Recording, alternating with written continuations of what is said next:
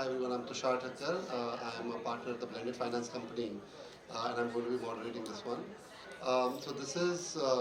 This session is going to be focused on how do we think about blended finance and investing for-profit enterprises.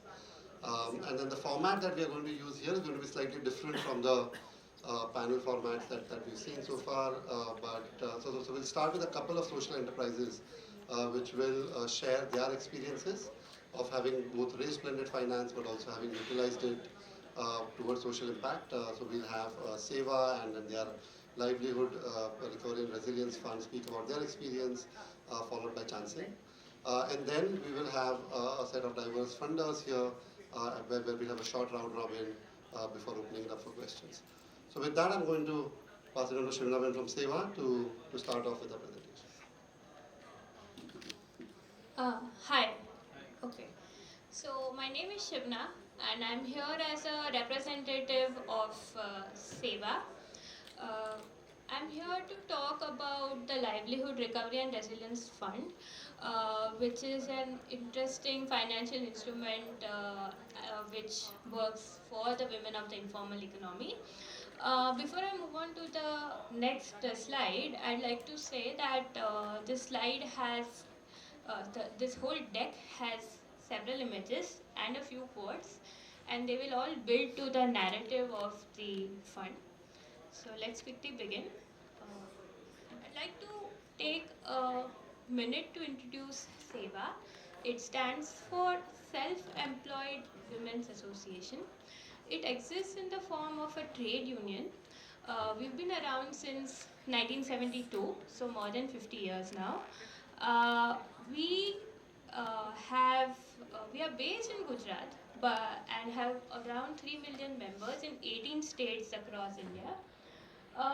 One thing that I'd like to highlight is that Seva was born out of the need to have a gender lens. Uh, so we have uh, focused on the women of the informal economy even before the term gender lens was a part of the popular narrative.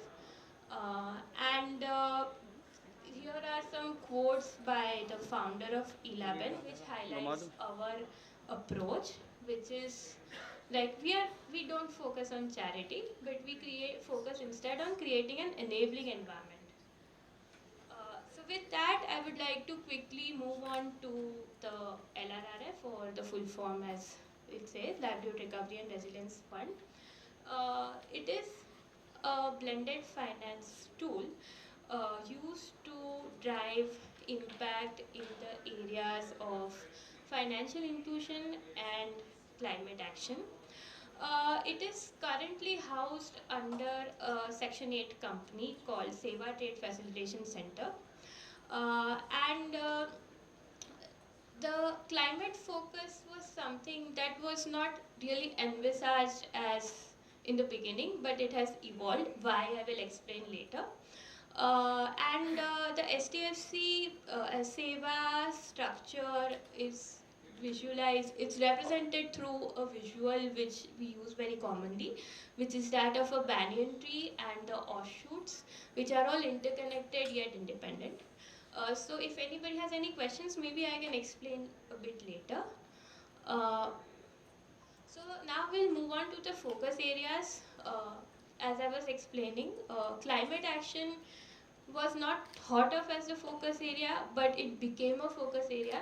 The reason is that we are a collective of the women of the informal economy, which till date makes up more than 80% of the population, and agriculture and animal husbandry still remain the primary occupations. And whatever the discussion on creating impact has been, to really have meaningful impact, they have to be a focus area. And if they are a focus area, they as in the informal economy with Seva's focus on women, we cannot ignore the risk of climate, because we have observed over the years that the biggest risk in the recent areas, in the recent time, the biggest risk faced by the women of the informal economy is climate risk. So the keynote speakers were talking about managing risk, creating risk sharing mechanisms. Uh, then I would like to add to that we will need climate risk sharing mechanisms. I have highlighted two areas of climate action. They are both very similar, but they occurred over the last 24 months. The first one was in 2022. Second one is happening right now, as in last week of August when Gujarat had unseasonal rains. So the first time the impact of a calamity was restricted to a few members in 3 districts. We provided interest-free climate advances to help members recover from the impact of the, uh, you know, loss of livelihood, which was almost 100% loss of livelihood. Because if, like, logically, if you say if there's an unseasonal rainfall and heavy flooding and the whole field is flooded, which means that there will be always almost the entire 100% loss. So last time we had few members, 250, and we provided assistance in the ticket size of 15,000 rupees. And I'm very happy to say that almost 100%, 99.89% to be precise, has come back to us. We are doing something similar right now with a smaller ticket size but for more members, and create and a more range of interventions. So the current assistance has support in the form of a kit of edibles, some assistance for health, some assistance for livelihood recovery. So it's a smaller package which we hope to recover in the next 10 months at max. And the current impact is going on, like the distribution and all. So maybe I'll be able to talk about it after 6 months, how it was. The second important focus area is creating linkages with the financial service providers, the financial system as a whole, and capacity building for the same. So we operate by facilitating interactions with the formal financial system.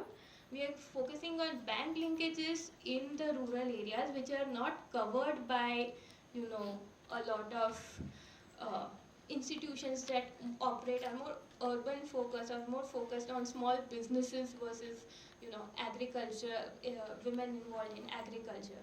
So we facilitate the loans. We have an MOU with SBI, and we also facilitate loans from other banks. And we have been able to facilitate around 3.5 crores of borrowing. Um, but to do this, we require creating overall resilience and capacity building. So we not only just facilitate loans, but facilitate the members to become capable to repay the loans. Like, somebody should be able to have trust in a lender that this lady uh, has a cattle rearing business will be able to repay the loan. So we are doing a trust building exercise, and one of apart from the literacy education awareness initiatives, we are also teaching the members to know what they are spending and what they are earning through their activities. So we are teaching them accounting. As a CA, I'm very happy to do that because I love teaching accounts. So we are using a platform, a tech platform called Merabills. It was also called Beti because that was the name of the project. We use interchangeably. And our field force works by facilitating documentation and interacting on behalf of the members with the staff of various institutions.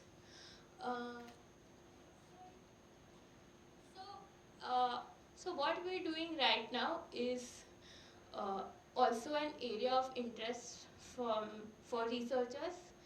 And so we have currently 2 research collaborations. I'll talk about the FLDG collaborations very shortly because that is an area that has had to evolve completely. So I'll focus more on the research collaborations as of now. We have a research collaboration going on with CGAP, which is an in-house think tank housed in the World Bank. And we are basically creating frameworks of how do we have further interactions with the formal financial system. We're also and one big step in that is how do we document what we are doing. So far we are a little unstructured here, but we want to document the impact. We want to document it so that we can quantify it, and using that we want to eventually make the LRR LRRF as a tool which can be used to design policy interventions and obviously help more impact investors take notice. That's always the goal. Uh, Eventually, we want to create, have a framework for creating financial products that are tailored at women. So currently what CGAP is helping us do is create a savings product, an insurance product that is linked to savings. And the next one is something which I am very happy and proud to say is that the LRRF and its methods of creating climate action and climate impact are being studied by the Loss and Damage Fund. For more context, the Loss and Damage Fund was announced at COP27, and the model will be used, the problems will be highlighted, and the Loss and Damage Fund will be designed accordingly. Similar exercises going on with the NDMA.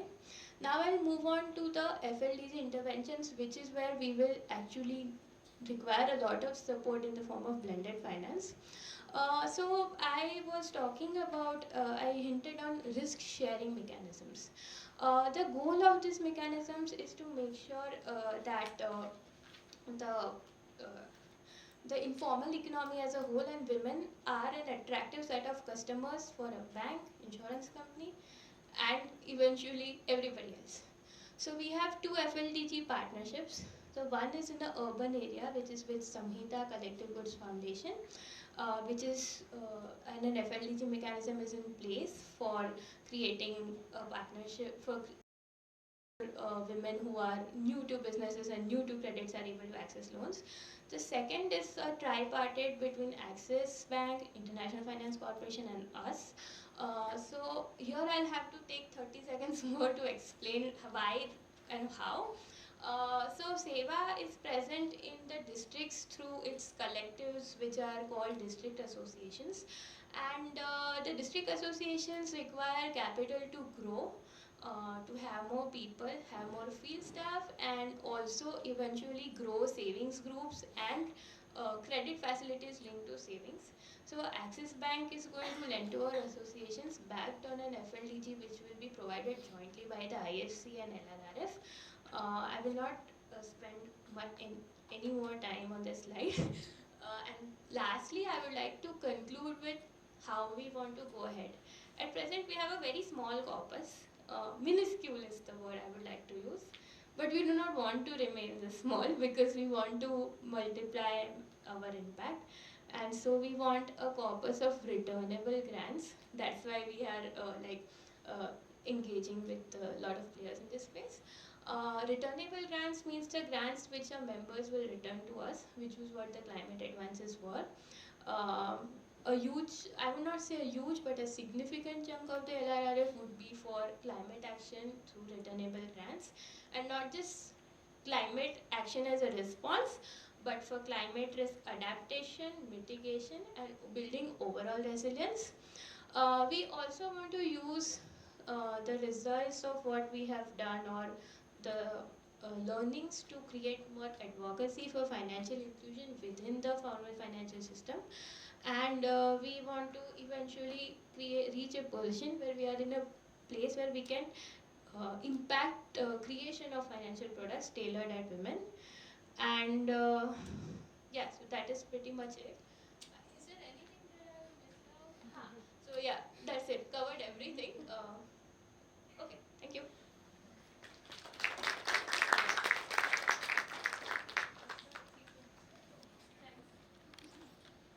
Thank you, Shivna, for sharing your on-ground experience and your experience around blended finance. We now have a short presentation by Chanson International. I would now like to welcome Rosti Nathan, Executive Director and CEO of Chanson International, for his brief presentation.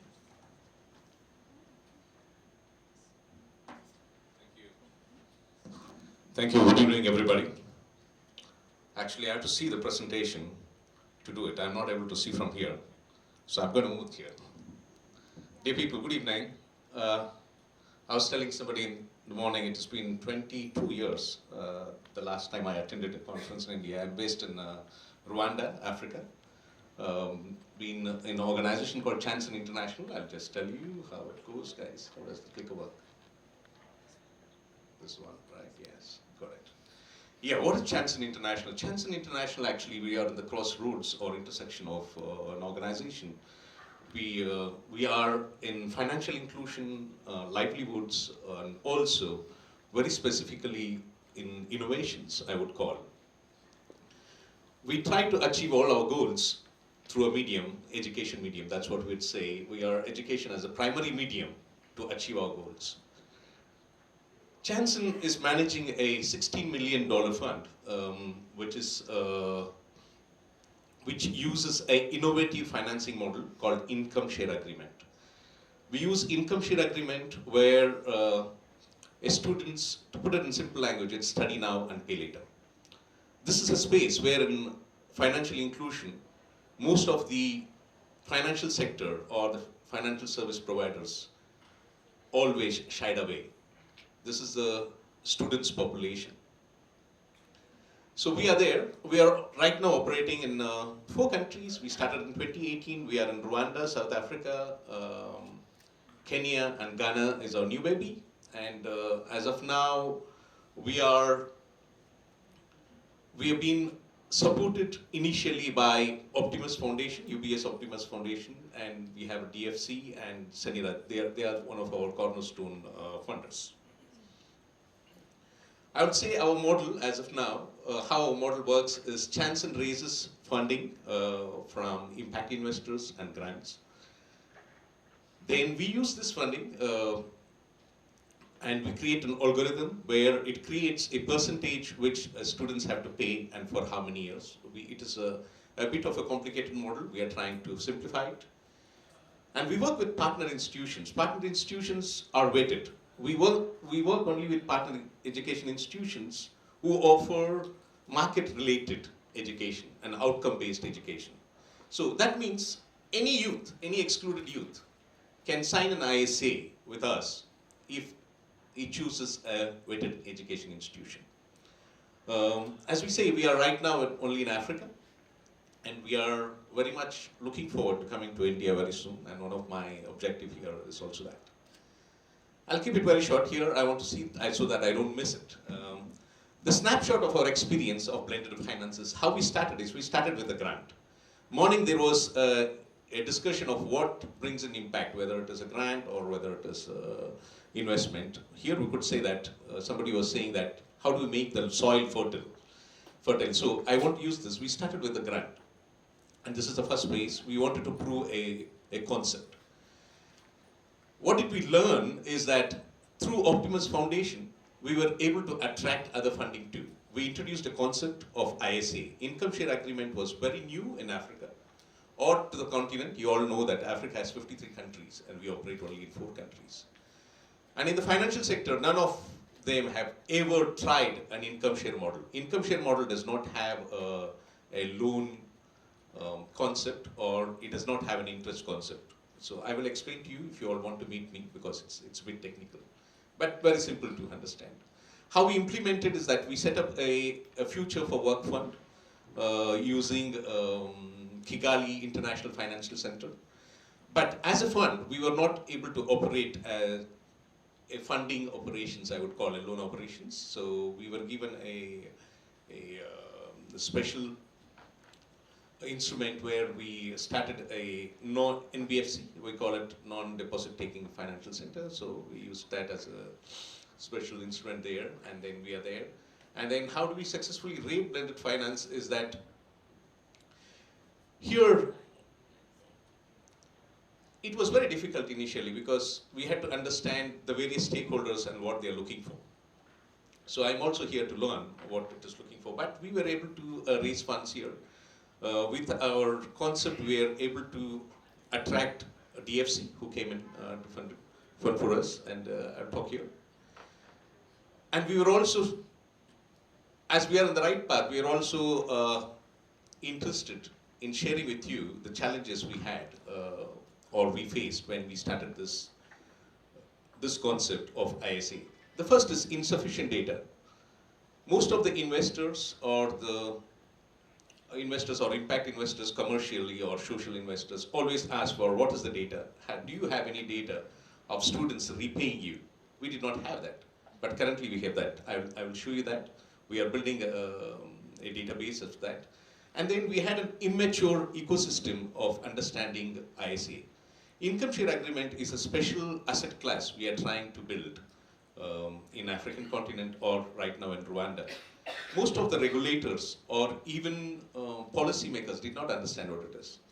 When central bank came for the first inspection, the central bank was behind me saying that, okay, ISA, what is your interest rate? Where is the interest? What is your effective interest rate? When I said no interest, they said no, then your organization is not sustainable.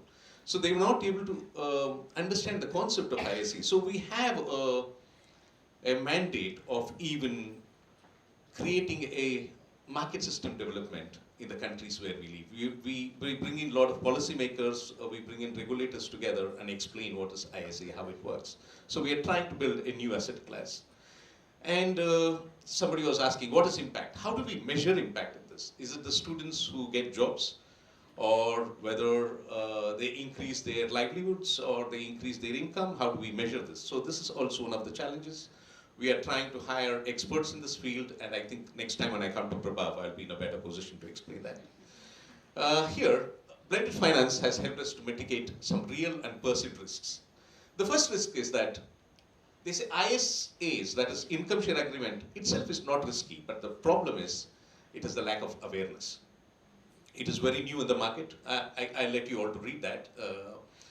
And we also have built a first loss mechanism which helps the other senior tranche holders and junior tranche holders there. And we have a risk buffer also built in. It's a bit technical, but I'll be able to explain to you if you all meet me. And also I have Nirav here who can also explain in that. Please do meet us. But we have a different model or a bit different tranche for different impact holders there. Then we have enabled an initial grant funding access to DFIs too, where DFIs can come and even invest with us, either as a grant or as a senior note or a junior note. And this blended finance has helped us there.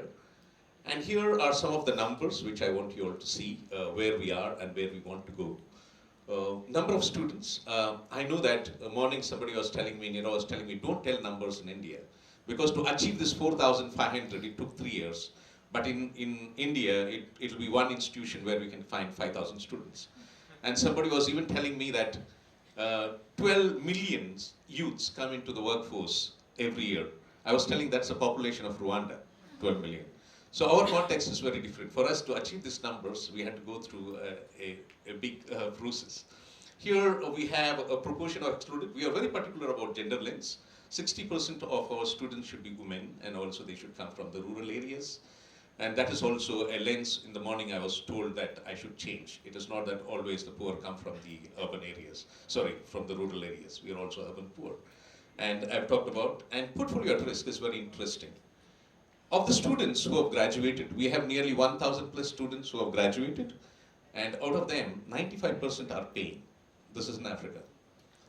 So 94%. So we have proved an asset class to the financial sector that it is working. That is rate is 90%. You would see there, and then supported students. 86% have already got jobs. That is where the Future Work Fund, as of now. Difference between chance and supported students and baseline. We are doing this. We are seeing a 4.4x increase in income. In Rwanda, I would say the base income is say $50 in the country, and we are seeing our students are earning up to $300. So this is where I want to measure impact. And this is evident blended finance, how it's helping us, is it's proving us scale the model. I'll read you all to read that. And then reaching the most excluded. Blended finance has helped us to reach the most included. We also have a tool where we assess whether the students are deserving students, where they come from. We have a means test doing that. And we also provide most ethical terms of students. Morning, I think in a presentation they were talking up, we should not be top down, we should be bottom up. So before we started this program, we did our research to find out what does the students want and how do they want to repay. The first thing is students wanted to repay when they get a job. They didn't want to, they don't have means to repay. So we have adopted. And they also want to be fair in how much we are asking as a repayment. It's not a loan that you have to repay certain amount. Here, it is only a percentage of your income. Percentage of income, the maximum you can go is 20. The minimum can be anywhere between 10 to 20, which depends on the program. Then we have very targeted specific funders. For every funder, we have a tranche where they can fit into senior note, junior note, or you want into equity. So this is our presentation today, and I want to thank you all for listening. I think I'm on time. Thank you, and if you have any questions, I'm happy to answer. To the Seva and the Chanson teams for the presentations. Super inspiring. I could hear this for a much longer time if we did not have time constraints. Thank you so much for that. And thank you to the panelists. I think we are really lucky to have a fairly diverse set of individuals here. We have Dhan, who of course works with the UBS Foundation and Optimus Foundation and has the philanthropy, which has done some really innovative stuff. Diane works with the DFI. Rohan represents asset class that I think we've spoken about the most at this conference, which is the domestic philanthropy. And Mehrpan, of course, is a lawyer who's worked on some of these transactions. So thank you all for joining in. I'm going to start then maybe with you, and we've heard these inspiring stories from both of these enterprises, and clearly there's an impact pathway there. One of the sort of experiences that I've had, and something that I hear quite often, is that despite some of these stories being there, philanthropy often has mixed views about funding for profits, with the concern that are we funding incomes, how do we know that this is additional, etc. But you managed to sort of figure out that balance within the foundation. So one, wanted to learn from your experience, how have you managed to do that? But also, is there a path forward where more organizations can be crowded into do what you do? Thanks, Tushar. So I guess in terms of the role of philanthropy and ourselves as a foundation, we did have to build a case. And I have to say, it did take time. It took a lot of consensus building, a lot of discussion internally as to was this the right approach given our impact mandate and our commitment to impact. And the way I look at it and the way we look at it across the foundation now is it absolutely is aligned with our long-term impact agenda. So as philanthropists, we look at addressing some of the world's most challenging social and environmental problems. They're often classified as wicked problems, deeply entrenched, entangled, etc., etc. So when you're thinking about solutions to these problems, one does have to look at sustainability as a part of that, and financial sustainability absolutely as a part of that. So the way we think about our engagement with for-profit enterprises is that we do like to encourage and support either fully or partially profitable models. We even support nonprofits to take a journey and explore a viable business model within their organization. And this is absolutely essential in terms of thinking about long-term financial sustainability of these solutions. So I guess to bring it to light with an example, in 2015 we launched, in India we were looking at solving for preschool education and quality preschool education in affordable private schools. So we worked with a partner called FSG on a program to improve preschool education from 2015 to 2020. One of the service providers in that program was an organization called Credo. They hadn't looked at affordable private schools as a segment. But at the end of the initiative, they decided to launch a business line targeting affordable private schools. So in 2020, we gave them a grant to develop this business model. In 2020, also COVID hit, and so we also gave them a grant to help them tide through COVID, which was very difficult operationally, very difficult environment, given they were a classroom-based intervention. So that's where philanthropy and foundations can really play a role to help for-profit organizations. With that grant funding, they developed the business model in 2021. We made our first equity investment, follow on 2022. In 2024, we've invested $1 million in a $4 million round. So that is a journey that as a foundation, we absolutely believe we can take and we must take to help high impact projects bridge from recipients of grant funding to actually being able to be commercially viable and receive commercial investment in the long run for financial sustainability. So I think that's the way to sustain your impact as a foundation. Fantastic. I think that lots of things there. I think the way you figured out what were the right points of intervention, but also being flexible to actually work with them through evolving circumstances. But what I found to be super interesting there was that you were able to really move, and this is something that we talk about all the time, but you were able to move someone who was doing something else entirely to now focus on impact because you believe that they would be able to. So, no, with that, maybe I'll come over to you, Diane. Compared to philanthropies, I think you represent an asset class which strongly believes and has spoken for a long time about private sector-led development. And then that's a role that Proparco and other DFIs have regularly played. What underlies that thinking? What is the philosophy that you follow? How do you see private sectors as being partners, or the private sector enterprises being partners in driving social progress? Thank you. So Proparco is a French development finance institution. We belong to the French government, French bilateral basically organization present in India since 2008. Basically our intervention will be into two main pillars. The first one will be climate. The second one will be inequality.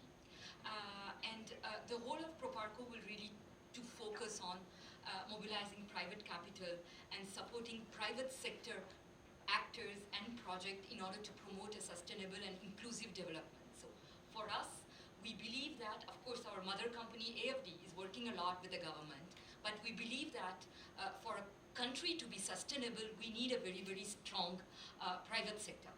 So this is our DNA, and this is what we are doing since 2008 in India with a lot of great examples.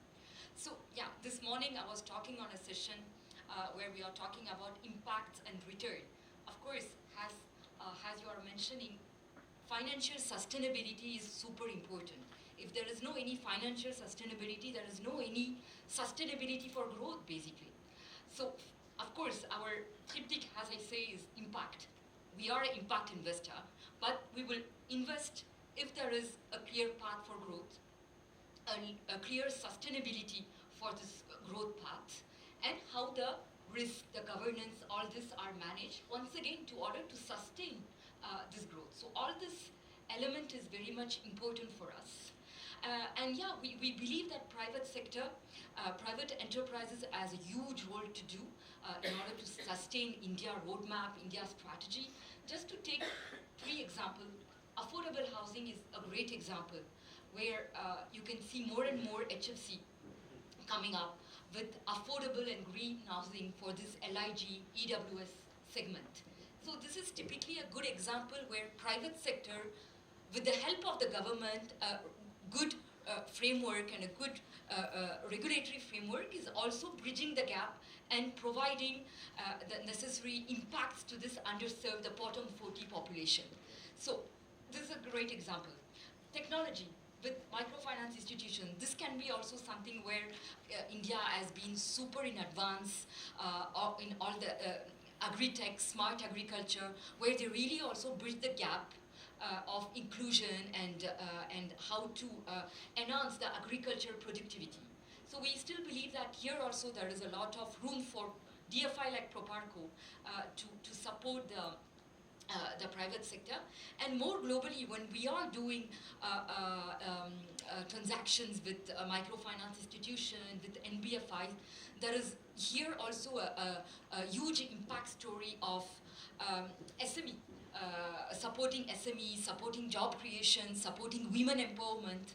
So yeah, for us, we are completely convinced that private sector has a huge role to play, but somehow blended finance coming from European Union, coming from philanthropic foundation, organization is key. Also for DFIs like us to take more risk and in order to help also this new model to be sustainable. No, thank you for that. I think both the focus on sustainability as almost a core underlying principle, but also highlighting how institutionalized mechanisms could help you drive impact in the sectors that you spoke about. So thanks for that. Maybe coming to Rohan next, and then Rohan, you represent a fairly highly innovative sort of end of an ecosystem which is beginning to transform, which is how private philanthropists, domestic philanthropists in India think about driving impact. couple of questions for you. One, um, how has that transition been? How do you think about impact investing the way you do it right now? And do you, in your mind, I think whenever we've had a conversation, what has been interesting for me is that while we tend to often have the dichotomy between for-profit, not-for-profit, uh, when I hear from you or other members of your team, there seems to be a continuum there as well. You don't necessarily think about those in binaries, but would love to hear if there's a perspective there around how you think about investing in for-profit enterprises. Does it make a difference for you? Yeah, so maybe over to you. Thanks for this, Tushar, and it's been a fantastic day. So, we as a family office, our journey has actually been not so old. It's been over the last 5-6 years that we've really begun looking at things a little more formally. And this is personal capital of a set of promoters of this company called Aarti Industries from the Aarti Group, then to chemicals, specialty chemicals. We found religion about 5-6 years back when we were always impact focused, had a philanthropic bent of mind, would do humanitarian aid, etc., education. We've done all of that. But 5 years back, one of the promoters started looking at climate very, very deeply, and that's when we started building a thesis about how do we really address this problem. And I want to sort of segue into two things that the previous panel spoke about. One is that we realized that the persona that Amitabh was talking about, the three personas, we're the third one, and I'm glad he brought it up that way. It was a revelation for me that we're problem solvers. So you'll often hear Mirik talk about the fact that Mirik Gogri is the principal at the family office. So we're problem solvers. So you throw a problem at us, and that excites us because then we'll go in and try and find new innovative ways of trying to solve for it. The other is that we understand that climate is a massive area. That the numbers that were being thrown about, it's going to take a lot of capital. But at the end of the day, it's trying to build some innovative blended structures that could probably work is our thesis. While sustainability, we've done health and education, and our evolution has been interesting. And I want to segue to what Dhan was talking about. The same company that Dhan's talking about, and we were also funders to FSG. And that's where FSG told us about some of the people that they've been working with the outcomes have been really good. And their job was to really measure outcomes. So going back to the outcome-based funding conversation that we had. After that, in 2020, when COVID hit, that's when the same company was really struggling because it's a tactile, kids in the classroom, classes are shut, everything moved online, nobody's going to pay for this. Entrepreneurs are IIM Calcutta, educated, husband-wife duo, very, very passionate about what they were doing. And FSG reached out saying that, these people need some support. One of the ways that we could have done this is, do the grant that, was done very graciously, supported from the UBS Foundation. But then what we did was, because we are proprietary capital, when we look at for-profits, our take, at least as of now, is since there are two lenses here.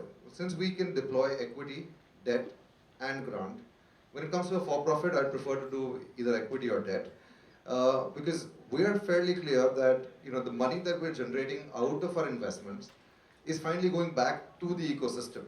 So we've gone out there and spoken about because if you keep giving money out, then at some point in time you'll run out of it. So we'd be very excited to make money, make high returns, because we are clear that that money is going to go and really get multiplied in its own way.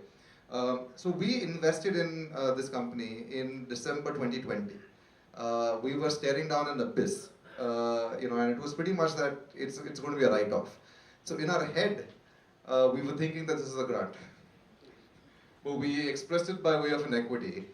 And lo and behold, Dhan's done the latest investment, and notionally we're making money out of this. So, which is just going to say that our grant capital, because COVID got resolved, they found funders that were there, and they've done a fantastic job. So we're probably going to make money out of this, which means there's more for the ecosystem to get out of this.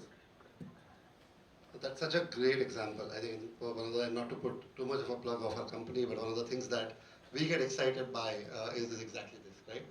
Helping letting different kinds of capital behave in the way that they are comfortable behaving, but also finding ways in which they can work together. So I think that's an excellent example. Thanks for sharing that. Going over to Mayappan and into the weeds a little bit. You advised on a wide variety of transactions involving blended finance, and then worked with all different kinds of funders and investors. How do you see, have you seen the regulatory system evolving? It always comes up in conversations around blended finance, right? It's complex. It's, of course, even the regulators are not used to these kinds of capital moving together.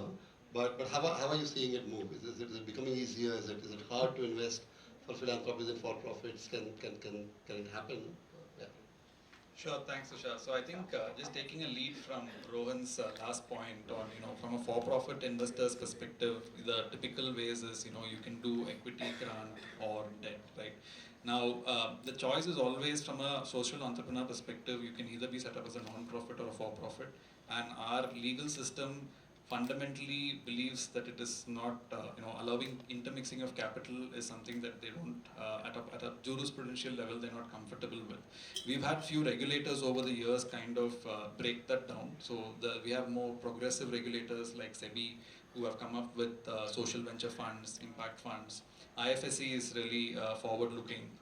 So they have enabled intermixing of different pools of capital. But that's not the end of it. We need the tax guys on board, we need the CSR guys on board, we need MHA, FCRA. So there is a lot more to be done. But just looking at the topic, looking at for-profits right now, and we run into this issue very commonly where there are a lot of founders, for-profit guys, have taken grants from foreign funders. That's FCRA violation. They have declared it. They've paid GST on it. They've declared it as grant income. So they've done all sorts of messes around this, and this gets picked up when they start scaling up. You have to go to the social stock exchange. Then you start looking. You start disclosing all of this. So there's a lot of challenges there. From an investor perspective, I think we looked at development funders and who wants to actually fund this impact. If we take a look at the last 10 years, primarily most of the transactions, the funders are non-profits, foundations, coming from family offices, impact focused, right? Now, bulk of them are set up as non-profits. So the second you start getting even equity, debt, service fees, guarantees, whatever we are looking at, right? There is an FCRA angle to it, there is a tax angle to it, right? Now, Rohan has kindly said, I don't know if it's set up as a for-profit or as a non-profit, but irrespective, if you are a non-profit and you want to give a grant, you will get a tax denial. The entire thing is deduction is gone. Your own tax exempt status is then questioned. Whether it's a CSR valid grant, what are you doing? Are you lining up private companies' profits? All these questions, start coming up. Where I think over the last 10 years, there's been a lot of improvement. I think blended finance was a term that we were speaking about 10 years back in a very small crowd. So I think there's a lot more interest now. The real push I have seen in the last 6 months is around climate finance. And what that wave has done is that there is recognition that yes, we have DFIs who are coming in doing blended finance where they're taking less than market rate returns and focusing on impact. But there is a segment of the climate financing where even DFIs don't go because it's not viable. They have mandates to make at least minimum viable investable returns, so they can't go where grant money can go, right? So there is an evolving consensus. We have been involved in discussions with the government, with Niti Aayog, with several others on whether there should be a climate fund, a climate bank or a green bank in India. We're helping them ideate that and structure that. And the idea of that institution is not to, not cannibalize existing pools of funding that's already going, but it is to rather have some additionality and go where the existing money won't go. And that's only possible if we blend capital using philanthropic money, for which again FCRA, CSR, tax laws have to change, right? So GIFT City regulators are very progressive about it. There is fits and starts, there is more but there's more for-profit money that is interested in getting this done. I think there's consensus that we need to do this, otherwise at least the climate financing piece is not going to happen. And I think if changes come through, I'm hoping that's not sector agnostic, so it opens up stuff for everyone. No, thank you. And I think one of the things that I heard yesterday on a different conference, different panel during this conference festival season is that building the institutional framework. The moment you said there's a climate bank, there's an institutional framework there. I think that was found to be super valuable as well. So I think these are good directions. Maybe I'll stay with you, Maya, for the second round of questions and then go to the rest. You touched upon Gift City, and then there's a lot of excitement around Gift City right now. Um, how are you seeing? I know you're doing engaging with a fair few stakeholders there, um, and then how are you seeing that emerging? I mean, is the hype justified? How do you think about that? Yeah, so I think they're one of the most progressive regulators at this point. I think there is a lot of interest like in this institutional setup, or we've had private conversations also with them about certain. So the other popular vehicle for, let's say, blended finance in a for-profit structure is a fund, right? So there has always been interest in coming back to a fund structure from the time I got into the space 10 years back, creating this massive platform which can take grants, have for-profit investors, invest in different instruments and give returns back, right? Somehow that's simply not so. Even if the SEBI regulations say yes, you can do this, you can take grants into a social venture fund. Again, like I said, tax deductions will get denied if you give a grant to a for-profit entity. CSR may not allow it. FCRA to for-profit entities have never gotten. So I think there are these other challenges. So while the regulator is on board, within their domain also there have been some challenges in doing certain structures purely in the for-profit world. Even where a DFI is willing to come in and say, hey, listen, we'll act as first loss equity, right? We will put in money, we will be the first loss tranche. Those structures were something we used to do a couple of years back, but then there has been abuse and there's evergreening, and so they've done away with the differential return structure entirely. But in the climate context and in certain legitimate situations like this, we found the gift city regulators to be more progressive. They are willing to at least look at these structures, sign off on it on a case by case basis. So I think that's very progressive, because what that opens up is, at least again, just taking the climate finance thing as an example, right? If you want to set up a gift city fund now, you have the ability to do first loss equity there, right?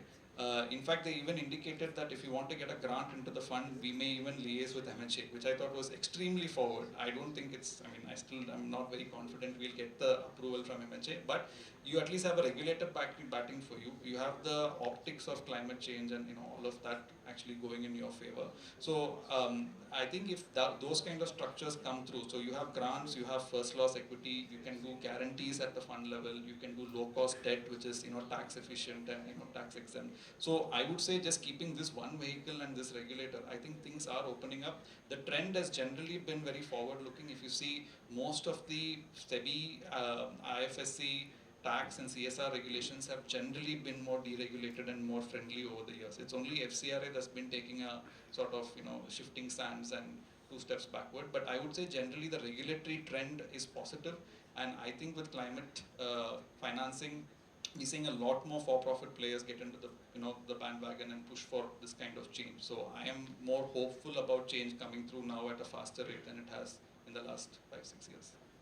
Awesome. No, that sounds great, and I'm glad that there are green shoots, which hopefully we can build on. And we heard in previous panels about other such institutional structures like the SSC, etc. coming along, which has helped. Maybe since you're speaking about how capital is being blended and how that could be helpful, maybe coming back to Dantan, you already maybe touched upon some of this, which was around how you thought about investing in for-profit, but maybe more at a philosophical level. But if you do bring it down to blended finance as a tool, and I think that, both what you and Rohan spoke about was really instructive around how capital seemed to be blending and helping that entity. But if you could maybe specifically talk about blended finance as a tool and how you've utilized some of these tools and if there are examples there. So I think in terms of blended finance, we consider it, it's a structuring approach, right?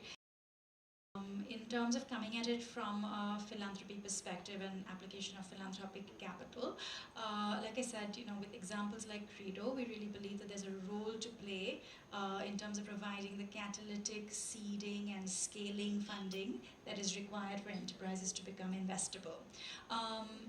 There are, I guess, different ways that blended finance can play out, and of course there are, as Bipin Burton's, sort of 4 archetypes of blended finance. For us, we've sort of participated or applied the approach across all archetypes, right? So we've looked at, and in fact, to kind of build on the Credo example, we were actually we had an event in London where we showcased our investees. So it was a sort of profiling event with some other partners where we took Credo to London along with other partners from other parts of the world, and it was the event was attended by Sir Paul Marshall, who's a very successful hedge fund manager, completely interested and excited about the impact enterprise space, and seeing the enterprises that were sort of seeded by catalytic capital that the likes of Optimus were providing. Sir Paul announced a £50 million donation to what's called the 100x accelerator that's hosted by the LSC.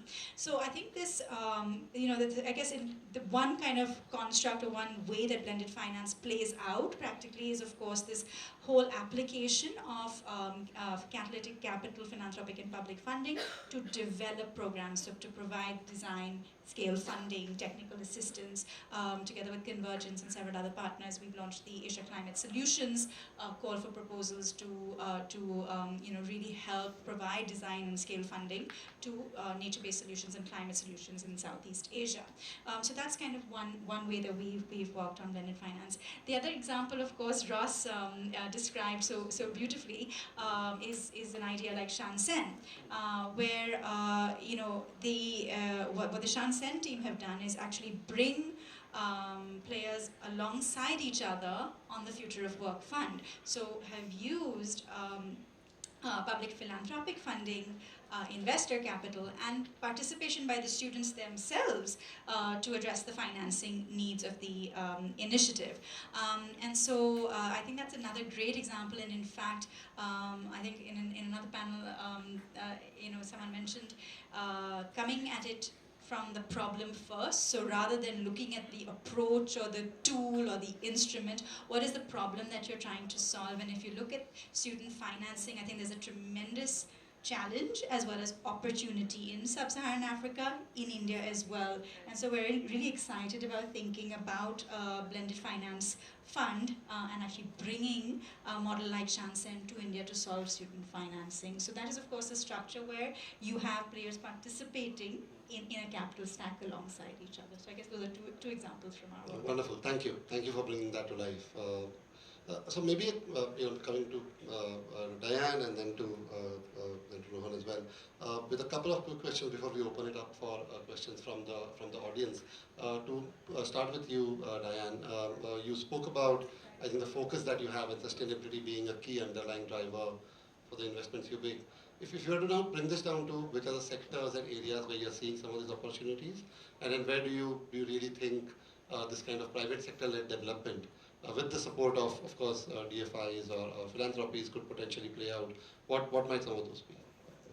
So I think our two very traditional sector will remain important focus for Prabhav in the region and especially in India. The first one will be renewable energy, clearly is a critical focus for us. Protect our climate is one of the biggest strategy worldwide for Prabhav and AFD. So we have all the classic investments in energy efficiency, renewable energy mitigation, but I think if we have to focus a bit more on what should be done for the next few years in the energy sector, I think as a DFI we need to take more risk, more on mitigation or adaptation and all the sector which will contribute positively to the climate, like circular economy, recycling, water and sanitation. So we need to be much more pushy on, I think, in all this sector. And yeah, climate agriculture and climate resilient agriculture should be also one important point. But all this new sector are nascent market, and yeah, blended finance will be key. Somehow mitigation of guarantee programs or first loss programs should be important even for DFIs like Proparco to go and take this kind of risk. Financial inclusion will continue, will remain a key priority sector for Proparco. There is still a lot of challenges, even in a country like India, where we have top-notch regulation, tools in the inclusion, financial inclusion part. Still, we have a large portion of the population unbanked, and a large part of women struggling with in the inclusion part. So we will still continue to do more on financial inclusion to support all our existing partners like Annapurna, like Swatantra, like Satya, who are doing amazing things with in the microfinance space, and more specifically on women empowerment. And we believe that there is an immense potential to scale up, because all this MFI are also putting in place a lot of digital tools, digital solution to go and reach the unreachable. So this is clearly a model that we will continue to support. And the last one will be really agriculture. I think, being in India, we can't do development without talking about the agriculture sector. For us is crucial. Lot of things to do, a lot of potentiality in India also to export in other market like Africa, Sub-Saharan Africa, and other part of Asia. So for us, food security and will be key. Food security is also reducing poverty, supporting rural development, supporting rural farmers. So we will continue to engage in this space. It will be, for instance, they are small projects, small actors. So for a DFI like Proparco to be relevant, it will be very complicated. But we will be relevant through private equity funds. We just partnered with Omniva, which is a VC fund, super dedicated on agri-tech. So we will find means to continue on this, for us, on this three important sector, and going behind. Typically on renewable energy, we should really do more. Mitigation, energy efficiency, we know everyone is doing, even big banks are doing. So what should we do more will be adaptation, I guess. No, thank you. I think those are super interesting insights. Also, I think the first part of what you said would be music to the ears of a lot of people, of DFIs needing to push themselves and take a little bit more risk. I think is exactly the conversation that I think should be had, and that's fantastic to hear. So thank you for that. Maybe the last or structured question for Rohan before we open it up to the audience. Rohan, one of the challenges that we often hear about is just how do you build a pipeline of these kinds of enterprises, especially in the impact space. What has been your experience? How do you, I mean, are there any insights around how you go about building that?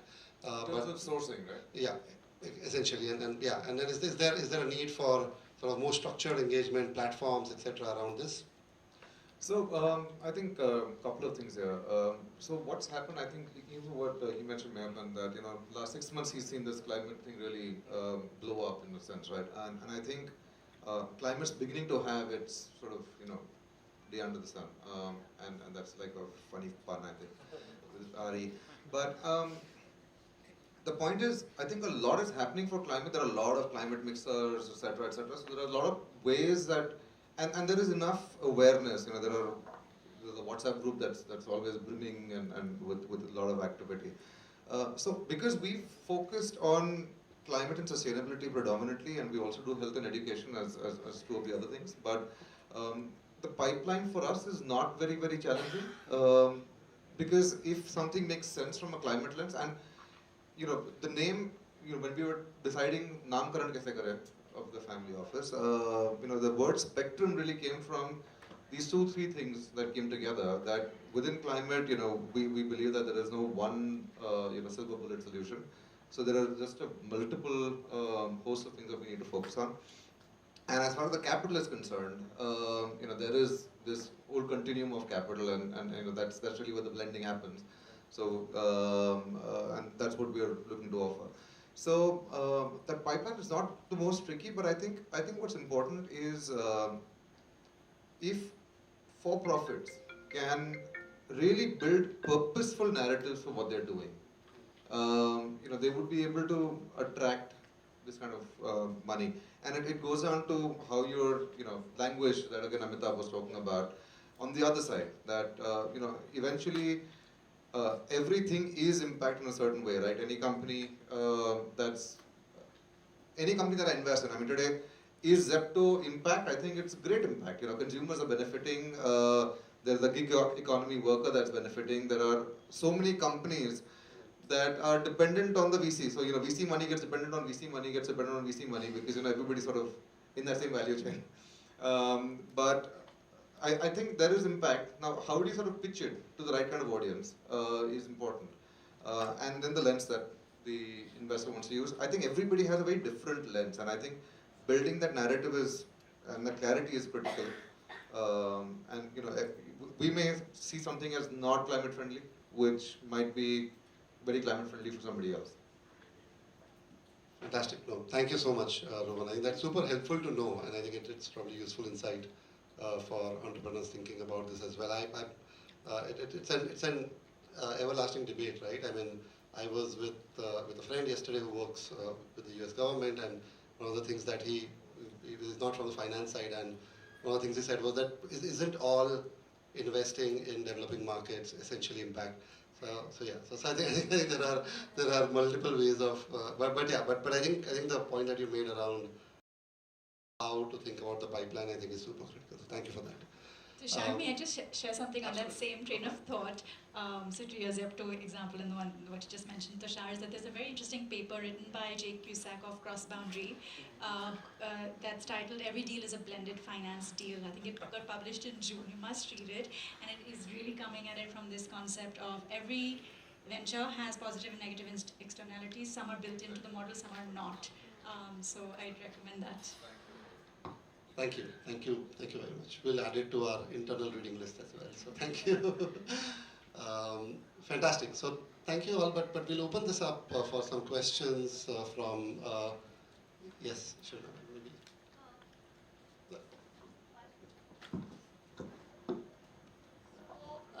Thank you everybody for your perspective. My question is specifically for the legal aspects of my there have been in the more formal financial system, there have been structures to ring fence risk, right? Like be it an ARC or special purpose vehicles, etc. But so these are designed for institutions. But like we, as in I talk about SEVA and the members that I represent here, we are at the measurement frameworks for factoring risk. We need that sort of, so it's not impossible, but I think we're still a while away from it. And I think the law has more fundamental challenges that they need to get over to enable this. I think 10 years back there was not enough track record. So every time you go to a regulator and you say, okay, we need to allow this and change the rule, they'll be like, but why? Where is the track record, right? It's like a chicken and egg story where you don't know is it worth the effort to enable this sort of transaction. But I think today where we are, there is enough track record thanks to the pilots and all the good work that's been done. So it's making it easier to make this case. And like I said, ultimately it's climate and the money that's coming in which is going to open a lot of doors on the legal side, which will make it easier for other transactions. So maybe 5-6 years down the line, the regulators are also primed enough to have this sort of thinking and conversation, because I can tell you I did not expect 5 years back, I don't think a lot of the regulators would have understood blended finance. I know a lot of people in the room have spent hours, representations trying to explain what the concept is. Today in 5-minute meeting I was able to get a concession for a climate fund, right? So that is extreme progress. That means the policy work that everybody's been doing has made this fertile ground for these ideas to now take root. I think this will be the next piece of, we need to get the basic FCRA tax exemptions and CSR stuff out of the way. Then we kind of build to this as the next phase as we grow in this space. Yeah, so my context behind asking the question was that I spoke specifically about risk sharing mechanisms. Now, if there are there's no work done in creating those, then we'll have a very difficult way ahead for which we'll have a lot of support. We'll do whatever we can for that. So just to quickly add to that, right? So in my experience, we learned very early in the legal journey on this that non-profits especially, right? Because the risk appetite is much lesser than a for-profit entity. There's more reputational concerns. So they don't want a legal opinion. want to hear from the regulators that this is legal. So a lot of the policy efforts we've been doing have been to try and secure this and say, so the ideal thing is if we can have the CSR and the tax guys issue a clarification saying these are blended finance structures, these are blessed by us, these are legal, right? We're not going to come and investigate you if you do this. I think the market will significantly open up. These are actually barriers. It's not commercial. There are commercial challenges, there are pipeline challenges, there are metrics challenges. But I think even within that, if you just if the law was a bit more progressive, I think a lot more would be happening at this stage. There's a lot of advocacy happening on that front from the CSR side also. It will take time. So normally, instead, when we take up these issues with the regulator, when we take up these issues like with MCA, there is a proper paper submission which has happened, and then there are other segment of the CSR heads or the CSR corporates who say, it is supposed to be interpreted, liberally. So why are you always going back to the regulator and asking for clarification? Then it becomes difficult to do something which, maybe some organizations are already doing. So there's work happening on that, just to, it's, but of course, like you mentioned, you need to have a case study, you need to have some data representation, which we are going ahead with.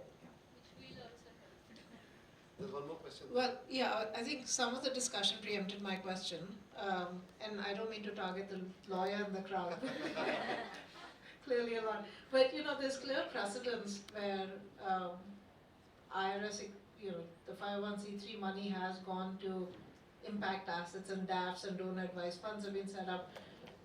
You all talked about CSR money clearly cannot go to an impact fund in India, which is a SEBI registered CAT 1, CAT 2, doesn't matter.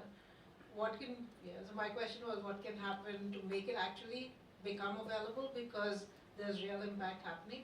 But since the lady brought up that point that efforts are under, what can we do to progress that faster, such that the decision makers can hear it saying that these guys are serious about the impact that they're creating in a sustainable manner? So as a body of hopefully intelligent, like-minded people, how do we get our voice heard?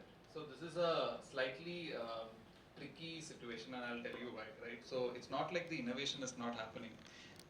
People are launching new products, but as a lawyer, I would say, don't go and talk about it in public just yet, right? Give it 2-3 years of runtime. Let the tax authority sign off on it. I don't want any audits, because the challenge is you launch a new product, right? You've stuck your neck out. So let's say that CSR thing into a fund, right? It's not so black and white, right? It is a little gray. If you have risk appetite, I might even issue a legal opinion saying you can do it. But tomorrow we need to have the right justification to explain to the MCA and defend it, right? Now non-profits don't have the budget for litigation, right? Who's going to go and take that risk? Now there are some people who are willing to take the risk. Then I will say don't talk about it for the next 5 years, right? Because if you get attacked on year 1, you don't have enough track record on the impact you have achieved. So you wait for 5 years so that if at all there's a case, you go to court and say, hey, look at all the good things we have done, right? So there is a lag in terms of that happening, but eventually if we can compile this data, right, because over a period of time, you get this information out, it's being shared in rooms like this, forms the basis of multiple different petitions and real money. I think the question also for regulators is, okay, if I change this rule, how many dollars am I looking at coming into this? It's a, and the more for-profit money you're able to bring in, right? This is the case that we all need to, so information sharing, there is a private interest, there's a public interest in being able to do that. As and when you think it's safe to do it, by all means do it. Any sort of bad examples that can kill this, nip this in the bud, right? There are times when I think sometimes because of cost cutting, legal costs get cut, people do stuff, and it's okay for if it's a small value transaction. The larger you get, the audit risk get higher, right? The second there is a negative perception around one of these kind of things, saying, oh, this is a legal violation or something, it's very difficult to then as an industry go back and get back that credibility. So I would say information sharing, continue to do this. At some point we need to have regulators in this room. We need to seed them with these ideas and say, this is all good, this is all done around the world, here is the track record, here's the fantastic stuff, we just need one small regulatory change to then take it to X number of dollars and triple the market size. I mean, that was my question, really. Yeah. How do you get the regulators in the room? And also to your point about data, there's enough data. Like when, Companies Act made 2% CSR mandatory, right? That was several years ago. And we've shown that there's enough money. So there's pools of money. there's enough impact being created by, I'd like to say, our fund and also Avishkars of the world. So if you marry the two, there is enough cross-pollination of data that's already there. We just have to have a regulator. Yeah, I listen think to it. it's for IIC to start maybe working for the industry and collating this. And actually, I mean, if there is intent to support and people are, because we can't do this by ourselves, right? So if people can put the data together, IIC, I'm sure will be happy to take the lead. Because we can't, as lawyers, we are always, the business case comes first. Where is the data? Where is the dollars? So are investors likely to, so if we say we're going to do ISA in India, how many investors are going to put up their hands? Can we do a survey with the members? Can we say, okay, X number of dollars will get, we have 1,000 member strength, these people are committed to X dollars. This will help push the sort of agenda forward. Awesome. Clearly the highest value add service that is needed by the sector. Maybe can we take one more question and then yeah, just maybe let, because only Mayapans had visibility in this one, so I'm going to maybe just take one more and then we'll close. So first of all, thank you. I think it was a lovely panel. Got to learn a lot, but very fundamental question.